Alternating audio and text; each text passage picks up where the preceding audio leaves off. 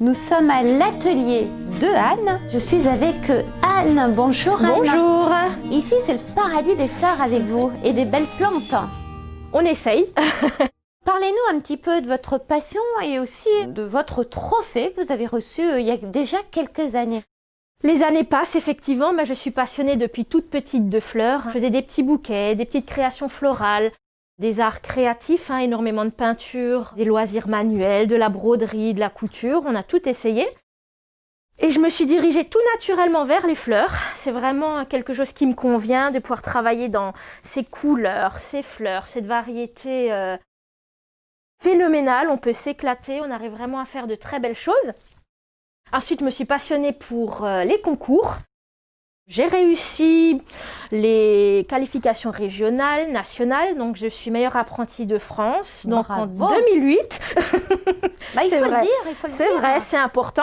Et ensuite, je me suis essentiellement spécialisée dans les mariages, tout ce qui est dans l'événementiel et dans les fleurs coupées, dans les créations assez originales et par une diversité assez large au niveau d'arrangement, de plantes, des choses qu'on ne trouve pas ailleurs. Alors, qu'est-ce qu'on demande quand on arrive à cette étape des jeux concours? Qu'est-ce qu'on demande à une fleuriste? Le petit plus, c'est des choses que vous ne verrez pas forcément en boutique. On ne peut pas se permettre de passer 5, 6, 8 heures sur une création.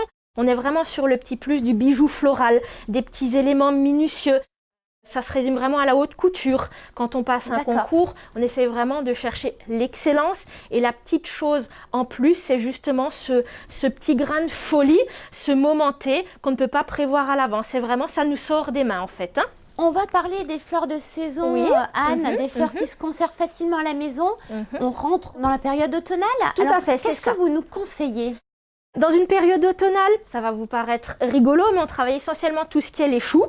Bien évidemment pas comestibles, mais on est vraiment sur cet aspect-là assez vert, dans les couleurs orangées, les beaux petits œillets. On peut travailler des feuilles de chêne, on peut y rajouter des coloquintes, on arrive vraiment à faire une belle composition. Après, on peut toujours travailler le rouge, qui est on va dire, notre best-seller, la très belle rose rouge. Alors, j'ai vu vos roses. Oui. Vous avez tout à fait, une très belle provenance parce que vos roses sont magnifiques, qu'elles soient roses, blanches, rouges, jaunes. Voilà, c'est ça. Une rose, c'est toujours un plaisir d'en recevoir. C'est une valeur sûre, tout à fait. Ça, c'est vrai. On parle aussi de vos arrangements. Vous faites des arrangements, on travaille les plantes. Quelles sont les plantes qui se gardent en automne, faciles à offrir et qui va égayer une jardinière intérieure? Exactement sur le même principe que je vous expliquais tout à l'heure. On peut travailler du chou d'ornement qui peut être planté à l'extérieur. Tout ce qui est famille des bruyères, ça on peut le laisser en balconnière. Nous avons les petits pommiers d'amour que j'ai dans le bas du magasin, qui est assez ludique au niveau des couleurs. Et après, tout ce qui est plantes d'intérieur, on revient un peu plus sur du traditionnel, avec des petites plantes grasses, du kalanchoé. Vraiment rester sur ces couleurs orange, rouge et qui tiennent durant toute la période automnale, début de l'hiver. Comment tenir une plante? C'est pas facile, ou un bouquet de fleurs?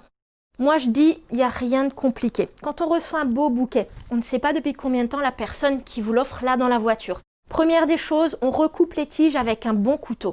C'est ce qui permettra en fait au bas de la tige d'avoir une coupe franche et nette. L'eau pourra de nouveau arriver jusqu'en haut du bouton. La tige, on la coupe en biais. Jamais au sécateur ni au ciseau parce que vous écrasez la tige. Donc la cicatrisation se fera plus rapidement, ce qui n'est pas bon. Il faut une coupe franche et nette. Avec un couteau? Voilà, c'est ça, un petit couteau de cuisine. Il faut réitérer l'opération tous les 2-3 jours lorsqu'on change l'eau du vase.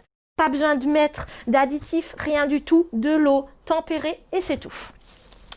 Pour vous, la plus belle fleur, c'est laquelle? Pour moi, c'est la rose rouge. C'est vraiment une des plus belles fleurs et qui tient extrêmement bien, surtout quand on part sur cette qualité-là. Le mot pour la fin, on vous retrouve où? À Wittenheim, parce que vous êtes au cœur du centre-ville. C'est ça, tout à fait. Donc c'est 14A rue de Saint-Cloud.